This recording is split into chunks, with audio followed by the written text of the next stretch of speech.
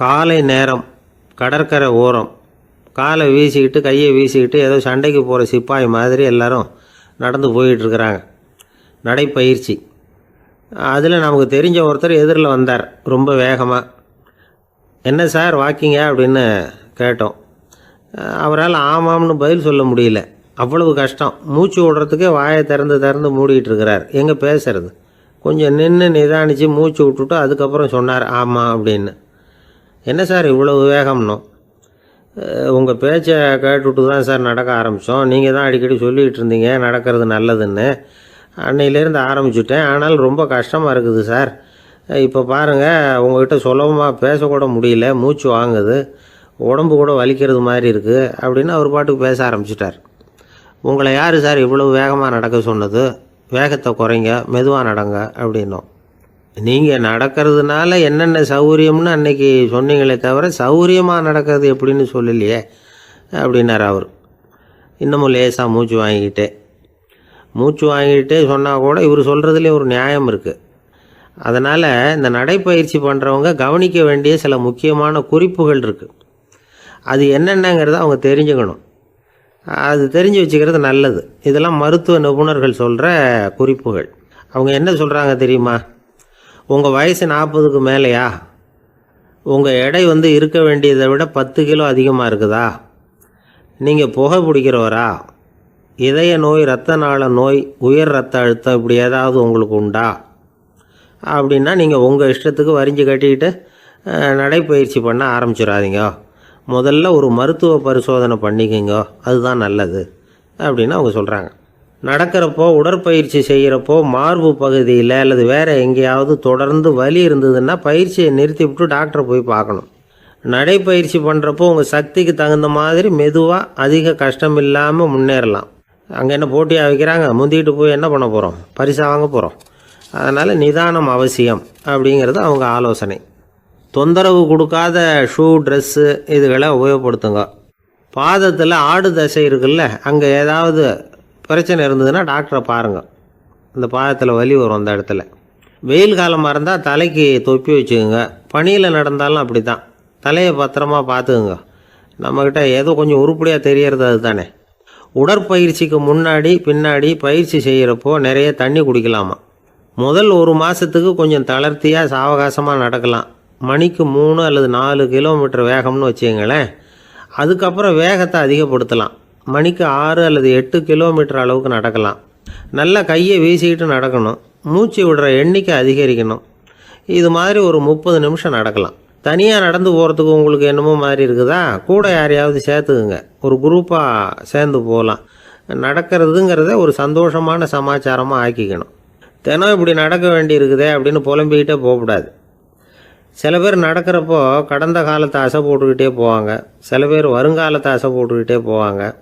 சில பேர் முக்கியமான திட்டம்லாம் இப்படி நடக்கிறப்ப தான் தீர்மானம் பண்ணுவாங்க. நடக்கிறதுனால மன இறுக்கம் குறையுது, பரபரப்பு குறையுது, மன ஆற்றல் பெருகுது, தன்னம்பிக்கை வளருது, முதுமை தள்ளி போகுது, செயல்திறன் அதிகரிக்குது. இதை தவிர உடம்புக்கும் பல விதமான சௌகரியங்கள் ஏற்படுது. அதனால் இது வரைக்கும் நடக்க ஆரம்பிக்காதவங்க இனிமேல் இந்த குறிப்புகளை கவனத்தில் வச்சுக்கிட்டு நடக்க ஆரம்பிச்சுடலாம். சார்லஸ் லேம்ப் அப்படின்னு ஆங்கில இலக்கிய மேதை ஒருத்தர். அவர் ஒரு தரம் உடம்பு சரியில்லைன்னு டாக்டர்கிட்ட போனாராம். டாக்டர் அவரை பார்த்துட்டு, நீங்கள் தினமும் காலையில் வெறும் வயத்தில் நடக்கணும் அப்படின்னாராம். வெறும் வயத்தில் நடக்கிறதுக்கு நான் தயார், ஆனால் வயிறு கிடைக்கணுமே சார். யார் வயத்து மேலே நடக்கிறது டாக்டர் அப்படின்னு கேட்டாராம் இவர். ரொம்ப பேருக்கு கூட்டத்தில் பேசுறதுன்னா பயம். நமக்கு ஒன்றும் தெரியாதுன்னு மற்றவங்க நினச்சிடக்கூடாதுங்கிற எண்ணம் தான் இதுக்கு காரணம். ரொம்ப முக்கியமான ஒரு கூட்டம்னா பயம் அதிகமாக இருக்கும். முக்கியமானவங்கள்லாம் வருவாங்களே, அவங்களாம் நம்மளை பற்றி மட்டமாக நினச்சிருவாங்களே அப்படிங்கிற பயம் வந்துடும். ஆனால் மேடை பேச்சுங்கிறது அவ்வளவு கடினமான ஒரு காரியம் இல்லைங்கிறாங்க அது சம்பந்தமான நிபுணர்கள். யாரும் பேச்சாளர் ஆகலாம், இது ஒன்றும் பெரிய கிஃப்ட்டு கிடையாது அப்படின்னு அவங்க சொல்கிறாங்க. நீங்கள் ஒரு சிறந்த பேச்சாளர் ஆகணுமா அப்படின்னா அதுக்குன்னு சில ஆலோசனைகளை சொல்லி வச்சுருக்கிறாங்க அனுபவசாலிகள். முதல் ஆலோசனை என்னென்னா, உங்கள் பேச்சு எளிமையாக இருக்கணும். ஏதாவது ஒரு கருத்து அல்லது 2 கருத்து சொன்னால் போதும். 20 அல்லது 30 கருத்துக்களை சொல்லிகிட்டே போகக்கூடாது. 2வது ஆலோசனை, நீங்கள் என்ன பேச போகிறீங்கிறது முதல்ல உங்களுக்கு நல்லா புரியணும். அதுக்கப்புறம் தான் அதை அடுத்தவங்களுக்கு புரிய வைக்க முடியும். எப்படி ஆரம்பிக்க போகிறோம், எந்த கருத்தை முக்கியமாக வலியுறுத்த போகிறோம், எப்படி முடிக்க போகிறோம் அப்படிங்கிறத முதல்ல நல்லா சிந்தித்து மனசில் வச்சுக்கணும். கடைசியாக என்ன சொல்கிறீங்களோ அதுதான் கேட்குறவங்க மனசில் நிற்கும். மூணாவது ஆலோசனை என்னென்னா, உங்கள் பேச்சு சுருக்கமாக இருக்கணும். ஒரு 15 நிமிஷம் பேசுகிறது ரொம்ப பொருத்தம். மணிக்கணக்கில் பேசிக்கிட்டு இருக்கிறது நல்லதில்லை. நாலாவது ஆலோசனை, நீங்கள் பேசுகிறது உண்மையாக இருக்கணும். உங்களுக்கு உண்மையான அனுபவங்கள் இருக்கும், அதை சொல்லலாம். உங்களுடைய உண்மையான அனுபவங்களை மற்றவங்களோட பகிர்ந்துக்கணும், அதுதான் முக்கியம். ஐந்தாவது ஆலோசனை, ஆரம்பத்தில் கொஞ்ச நேரம் உங்களை பற்றியும் எதிரில் உள்ளவங்களை பற்றியும் சம்மந்தப்படுத்தி ஏதாவது பேசி ஒரு நெருக்கத்தை ஏற்படுத்திக்கணும். ஒவ்வொருத்தரும் இப்போ இவர் பேச போகிறது நம்ம சம்மந்தப்பட்டது அப்படின்னு நினைக்க ஆரம்பிச்சிருவாங்கல்ல, அதுக்கப்புறம் அவங்க கேட்க தயாராகிட்டாங்கன்னு அர்த்தம். எதிரில் உட்காந்துருக்கிற கூட்டத்திலேருந்து 3 பேரை தேர்ந்தெடுங்க. அதாவது வலது பக்கம் ஒருத்தர், நடுவில் ஒருத்தர், இடது பக்கம் ஒருத்தர்.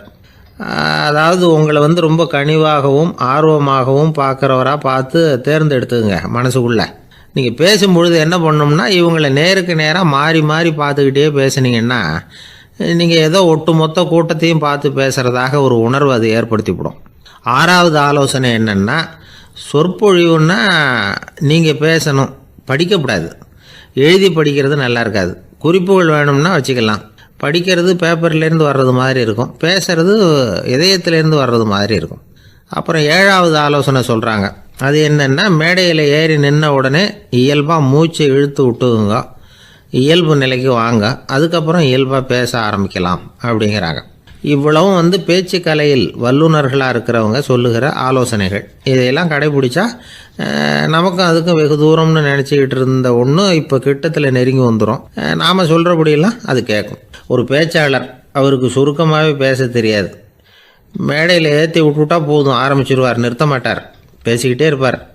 ஒரு தடவை அவர் ஒரு கூட்டத்தில் ரொம்ப நேரம் பேசிக்கிட்டே இருக்கிறார். எதிரில் பொறுமை இழந்த ஒருத்தர் தன்னுடைய கை கடிகாரத்தை காட்டினார். அதை கவனித்த பேச்சாளர், மன்னிக்கணும், கை கடிகாரம் நான் கொண்டுகிட்டு வர மறந்துட்டேன், அதுதான் நேரம் போனதே தெரியல அப்படின்னு சொல்லியிருக்கிறார். இதுக்கு அவர் சொன்னாராம் கோபமாக, ஏய்யா கடிகாரத்தை தான் பார்க்க முடியல, மறந்துட்டேன், பக்கத்தில் மாட்டிருக்கிற கேலண்டரையாவது பார்க்கக்கூடாதா அப்படின்னாராம். ஒரு ஊரில் ஒரு ராஜா இருந்தார்.